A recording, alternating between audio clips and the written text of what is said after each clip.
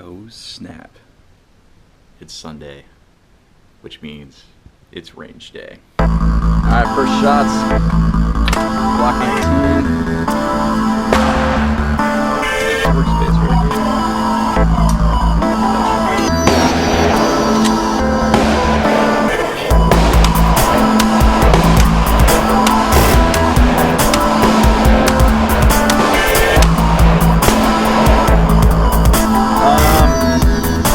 I'll just go for the 9. We are here. I've got a loaded mag somewhere around here. Nah, maybe I don't. Stay at the range. Oh my gosh. This is good.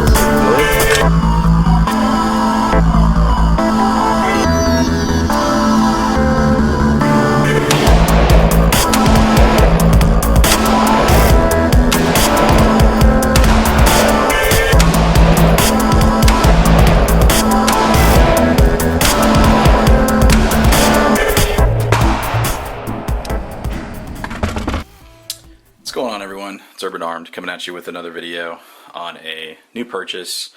Of course, got some other gun porn going on out here and some other things for your entertainment, your pleasure. But this pistol is one I actually already own in this box. It's actually this guy. It's a Glock 19. So we'll just go ahead and get into it because everyone just wants to know what's in the fucking box. What's in the box. So, anyways, go and open it up. This is a Glock 19, so it's the 9mm, chamber 9mm, with the nickel boron coated slide and barrel. And I know there's been a lot of confusion out there on the internets and the YouTubes as far as, yes, I bought this brand new from a local gun shop. It's a Generation 3, so it's just like this guy here, which is a Generation 3 Glock 19 as well. And if you can have one Glock 19, why not have 2 or hell 5, whatever. So I was in the market for another Glock 19 just because I like the pistols. I like training with them. They're excellent guns, great shooters, great for carrying, and I like redundancy. So, you know, but I wanted to find something different, unique, and I initially set out looking for a Glock in FDE. Now, Magpul's version of FDE, like the Coyote Brown, not Glock's version of FDE, which is more like OD green or something like that. It's a little confusing, but regardless of the fact, this is my new Glock 19, and I'll roll in some shooting footage as well. Alright, first shots, the Glock 19. And it's workspace right here. I'm gonna go for headshots.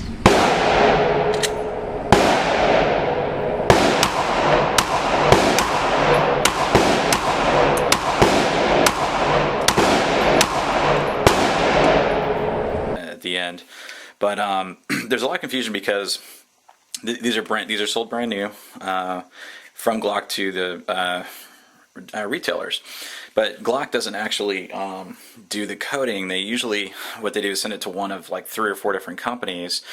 This one was actually sent to WMD for all the nickel boron coating, and I have to tell you, it's really nice. I mean, it's already a smooth action anyways, but you know, I put probably about 50 rounds through it earlier today, and it doesn't even appear to be dirty. So I'm going to do chambers clear. I'm going to go ahead and just take the slide off. So after 50 rounds, I mean, it doesn't even, you can tell there's some carbon back here, a little slightly depending upon the angle of the camera, but the barrel's really clean.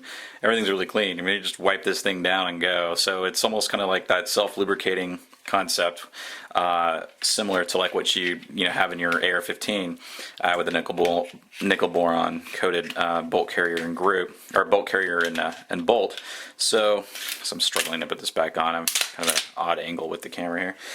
So I just wanted to show it off because I thought it was really awesome. I'm still on the hunt for a Gen 3 FDE version of the Glock, but for now, you know, this is nice. I'm really liking it. As well as, you know, the different accessories. I'm going to show you something else real quick.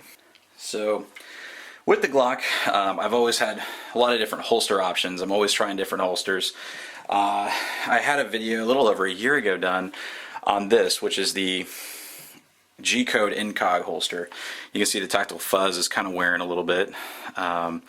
This gun's carried probably lately 100% of the time, and I'm going to do a 1-year post review of using the Incog for over a year. You can see I got a lot of fuzz.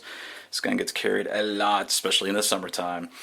So that's an M&P shield, but that's not what this video is about. Ultimately, I'm just talking about the different holster systems, and the 19 is the one I've carried the most. So I've had the most holsters for it. I also use the Incog for the G19 as well, and this is awesome holster. I use it with this guy a lot, but as you see, this has a light on it, and I'd like to start, carrying with a light. So I'm also going to be doing some reviews. These are the Raven Concealment holsters. This one is for the Glock 19, specifically made for the Streamlight. I'm sorry, the Streamlight TLR1 HL. So I got to break these in. These are brand new. I haven't really even used them much, so I'm not really doing a review on these. I'm just kind of talking about, different holster systems for the Glock 19. Now I'm going to add this one to the mix. Of course, I'm going to run it through its paces, but it's always been a great carry gun for me. It's never let me down. So I'm going to keep practicing now carrying with the light. I also decided to pick one up. You're going to see a theme here with the FDE Coyote Brown. Got one for the M&P Pro because I'm going to be training with this firearm, doing some classes and what have you. I'm also going to be training with the light. This is the Surefire 300 Ultra, and I got one made for that as well. And I don't have the buckles on yet. I took them off and been kind of playing around with them and stuff. So, so there's some reviews coming out for those down the road. But I just kind of wanted to unveil the new addition to my collection here, which is the Glock 19 nickel boron and coated, slide and barrel. And if you ever talk to someone out there who's like, oh yeah, they're made by Glock. Glock, makes them. Well, that's not true. And when you buy a Glock new with this finish on here, they'll generally include a card. Like this one says, shielded by NIBX, and on the back it will tell you who did it. So in this case, WMD Guns was actually the company that did the nickel boron coating for the slide and the barrel. So there's other companies out there as well that Glock contracts out to, and of course, the whole marketing spiel is extreme resistance to corrosion and pitting, and everything's extreme lubricity. I guess that's like something probably E-Bombing knows something about with Chuck. My hollow point lubricity for an incredibly smooth action. Yeah. That's right, New York half-ass prepper. We don't even know what that is. That's beer right there.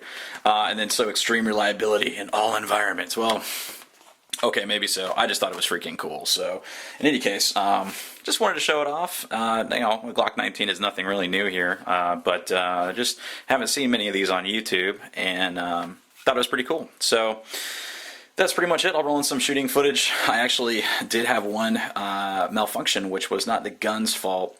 I was shooting some 9mm reloads with Wolf primers, and it had a light. It didn't have a light primer strike. It was actually a very hard primer strike. I'll actually show you the round. Hang on one sec. I had to dig it out of my big bag of brass from the range today. That's right. You see my other videos, I'm a big reloader, so you see a lot of 223 in there as well. There's something coming on that. But I had some Wolf primers I was using, and hopefully this focuses in. I mean, look at that dimple on that primer. This is the only round I had a problem with. I had 50 rounds of my reloads, and if you look at that primer, there's a hard dimple in there. I mean, deep, goes deep, that's what she said. And it didn't fire. You can see the projectile still in there. So I've had some other issues. Some of those primers, I bought them, and I'm still trying to run out that batch. So, but whatever. It happened. Some of those things happen sometimes. That's why you need to test your gear. Another thing that happened to me was I was shooting this guy on the range, the M&P Pro Series with the Ultra 300, and this thing went flying off. Had the wrong plate on there. The wrong.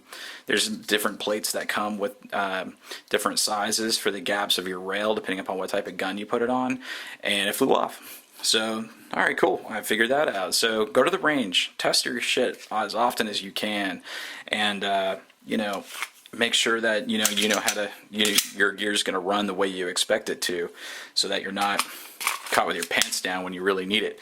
In any case, so I got some cool videos in the works. Kind of put this out front and center there. Kind of move this out of the way. So I got some other things. I just completed one AR build. I'll be doing some videos on that.